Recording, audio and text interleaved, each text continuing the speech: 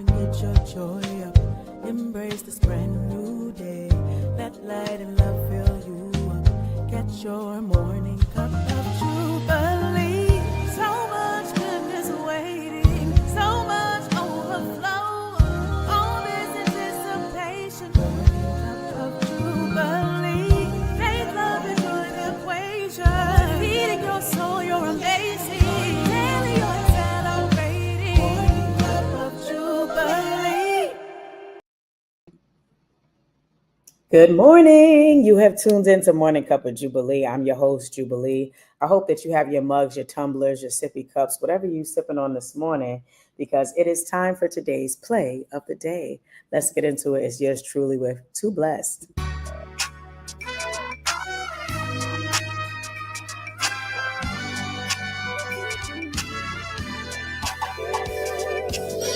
Every day I am faced with a choice.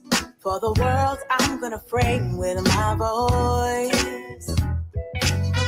I'm convinced that I must speak life and focus on the many ways God has blessed me. Oh, I'd rather think about your goodness as finding out. Created to now.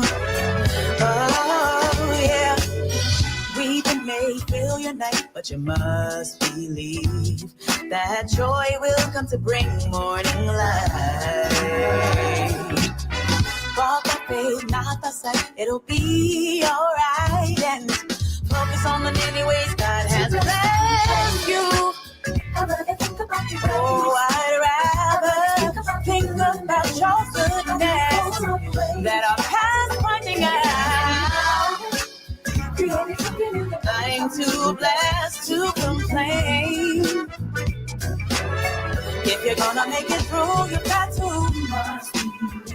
You gotta receive it. Stay strong. Don't let go. Keep holding on. Ain't worth complaining. No negative. It's life to your situation. Come on and put your armor on. I'm too blessed to complain. Oh, I'd rather think about your goodness that our past pointing out. I was created to give you praise. I'm too blessed to complain. I'd rather think about your goodness. Everything that you've done for me, oh, I'm too blessed.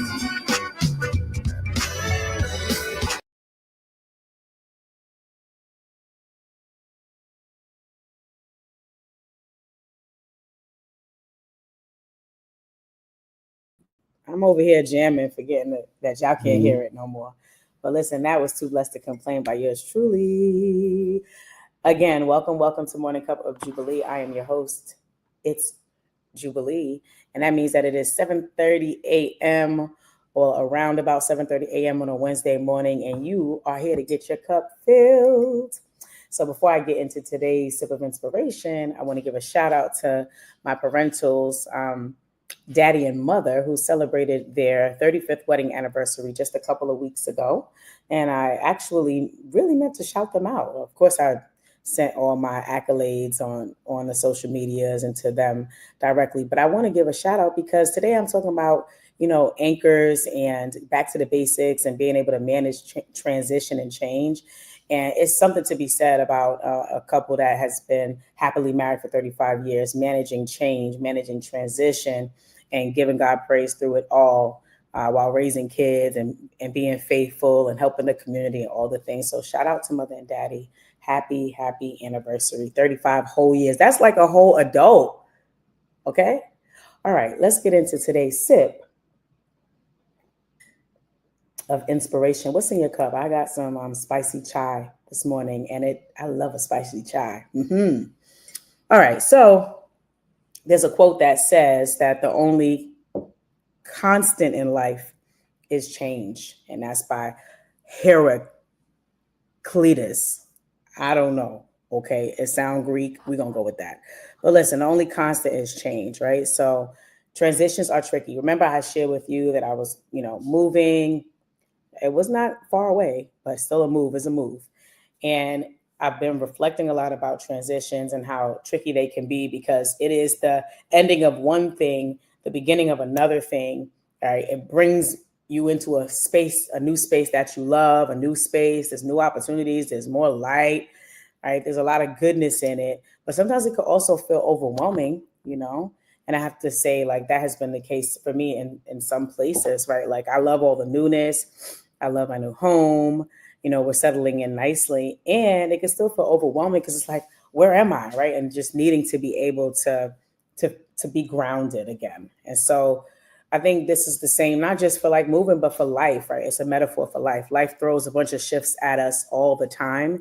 And maybe you're moving, or maybe you're starting a new job, or maybe you just, welcomed a new baby into the world, or you're adopting a child, or you got a pet, right? Whatever it is, change is inevitable. And it always asks something of us, whether it is for us to adjust, or for us to be more patient, or for us to be grounded, right? And I know I named some great changes, and I also acknowledge the changes that are not so great: the loss of a loved one, going through a divorce, being diagnosed with a terrible, illness, or any illness. Okay, and so again, life throws these things at us, and it's not easy, right? So I've been thinking a lot about it. And so today's sip of inspiration is back to the basics, right? It's about finding your anchors in transition, right? And so today I want to talk about just how to go back to the basics during transitions, how to find your anchors, and how to create a foundation that keeps you steady and helps you thrive no matter what is shifting around you. And so here goes my dog, always ready to play when it's time for me to record. So, yes, to go back to the basics during transitions, how to find your anchors, how to create a foundation that keeps you steady, helps you thrive no matter what's shifting around you. And so, whether it's that you're unpacking boxes like me in a new home, or unpacking a new chapter of your life, here are 3 practical ways to ground yourself during transitions. One, and this is what I've been doing. Anchor yourself. First, anchor yourself. You got to find your anchors. For me, it's my Bible, it's my journal, it's my cove. I had my closet, a walk-in closet in my old space that I turned into my prayer closet. And in this place, I have a cove. It's got like a purple carpet. That's just how it was. I was like, oh my God, this is perfect. Really matched with my color scheme. And so I have an ottoman there. I have my prayer, resources there, a place where I can gather myself, my thoughts, have some solitude, some prayer, some connection with God, and then go on about my day. And so my sister was down here, shout out to Mandy, to help me begin to set that area up. And so today I was able to just kneel and pray and just have a moment. And that's grounding for me, So what is that for you, right? So anchors are these tangible items, the emotional items that can remind you, or that do remind you of who you are and what matters most to you. When everything is just blowing from left, right, center, you're grounded in that. They're not like security blankets in a childish sense, right? They're not toxic or unhealthy. Not that security blankets are, right? They serve their purpose, okay? But they're rather tools for grounding, tools for stability, tools for comfort that are healthy for you, are good for you, and that you can rely on, right? Especially in times of transition, right? So like I said, for me, it's my Bible, it's my journal, a small prayer corner in my home, one of my special blankets that I might put over me, a favorite book, my plants, right? And even could be a person that I call, right? Like, who and what are my anchors in this season? And so I recommend, identifying what your anchors are, that you can touch, that you can feel, that you can hold, right? And then you let them remind you that you belong where you are, that you are present, that you are steady, right? And that you are managing change, and that it's a temporary shift, right? But that is putting you into long-term goodness. That is the hope. Okay. And so the anchors, they help you navigate the overwhelm that can often come with transitions. Okay. Like my prayer closet and those kinds of things, my journals and my books do for me. Right. So It comes with transitions. It gives you a foundation no matter how much the environment shifts around you, right? So that's number one, right? Number one, anchor yourself. Number two, pace yourself. Pace yourself. I had an old supervisor who would always tell me, pace yourself, pace yourself, pace yourself. And so transitions, they take time. I have to remind myself of this because I'm like, oh my God, I've been here for 3 weeks. I've been here for 4 weeks. I should have everything up. Everything should be unpacked. And I'm have to remind myself, right? I was in my old place for 3 years, 3.5 years, right? It took some time. I was talking to, a friend of mine, shout out to Twyla. And she's like, remember when you uproot your whole life, it takes some time to kind of get in the flow of things and get that environment, the way that you want it to be. And so pace yourself. Okay. Pacing yourself, it means that you're honoring the process. It's the part we like to skip. We don't love the process so much, but the process be having some jewels in there. Pace yourself. It means that you're honoring the process. It means that you understand sometimes things take time. Sometimes good things, many times good things take time, right? Take small steps. Take some deep breaths. Celebrate the little victories. I unpacked 2 boxes. I'm like, yay, I found my toothbrush charger. Right? By slowing down, you allow yourself to stay connected to your anchors. You allow yourself to reflect on what matters. You allow yourself to adapt without pressure. Because sometimes the pressure we feel, we put on ourselves. It's not even nobody like, girl, you ain't done unpacking yet. There's nobody. Okay, well, maybe it's 2 people, but you know what I mean. Anyway, remember, transitions are a journey, not a race. Okay. And then thirdly, I was reflecting on what transitions bring you into. Usually something new, a new place that you've got to make sense of. But that also means that I get to reimagine my space. I get to reimagine my life, right, in this season, in this time, in this place. And so once you anchor yourself and once you're pacing yourself, then you can start imagining or reimagining what life could be like. What are some new possibilities that can exist in this new space, in this new time, in this new place, right? And so ask yourself, what do you want? What do I want to feel like? What do I want to feel like? What are the sights and sounds and textures and routines that bring me peace? What are the activities and conversations that bring me joy? You get to reimagine and imagine what that could be because now you slow down enough to begin to take in the process instead of just trying to press the fast forward button and get out of there. Okay. And so this is the chance, right? When you get to this place to design a space and a life that reflects who you are now, who you are becoming, right? Your evolution. Okay. Because you know what? I'm not the same person that lived at my old place. I'm a new person now. I am constantly evolving. Right. And so you didn't come to a new place just to replicate the past. Yes, there are some jewels and gems, right? Like the things that I talked about that anchor us.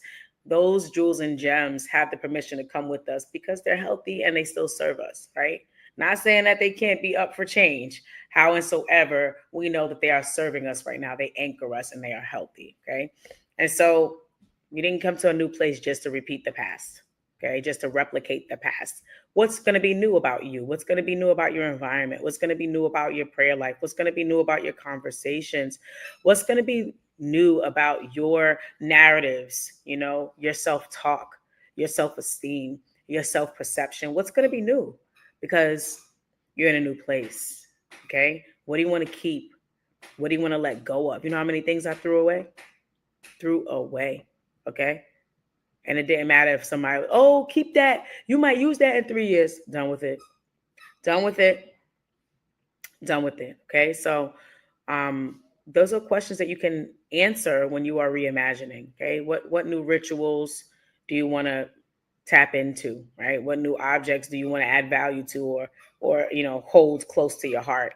All right. What are routines that can support the life that you're building today? Okay. And so again, I'll close by saying this: transitions, they feel chaotic. They it's just a lot going on. Where are my socks?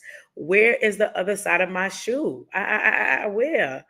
Right? But they don't have to feel chaotic, right? We can shrink the amount of time that the chaos exists by going back to the basics, okay? By anchoring ourselves, by pacing ourselves, and by reimagining our space, right? Looking ahead to the future. So transitions don't have to feel chaotic. They can be opportunities to reconnect with what truly, truly, truly matters. Okay, because that's what we really need when life is changing around. We need to be anchored with those things we know really matter, really keep us grounded, really feed us, really keep us focused. Everything else needs to fall by the wayside, okay? So there are opportunities to reconnect with what truly matters. You can claim your space and intentionally shape your life, okay? So remember, your anchors. Remember to pace yourself. Remember to reimagine your space. And take a moment today to ask yourself, what is one anchor that keeps me steady right now? Right? Is it exercising? Right? Is it your workout routine? Is it tapping into a certain podcast or book? Is it speaking to somebody? Is it prayer? Is it going to a club, a church, a sorority? Is it baking? Is it, what is it? What keeps you steady right now? Plus, there's a lot going on in the world. So we definitely need our anchors. Okay. How can I pace myself through this transition, through this season, through this change? Right? Ask yourself that. And what is one small thing that I can reimagine or create in my space this week? Right. And so whatever change you're facing, whether it's big, small, right, you can return to the basics. You can go back to the basics. You can ground yourself and you can step into your new chapter with clarity, calm, and intention. So let's go back to the basics. All right. Thank you so much for sharing your morning with me. You have just tuned in to Morning Cup of Jubilee.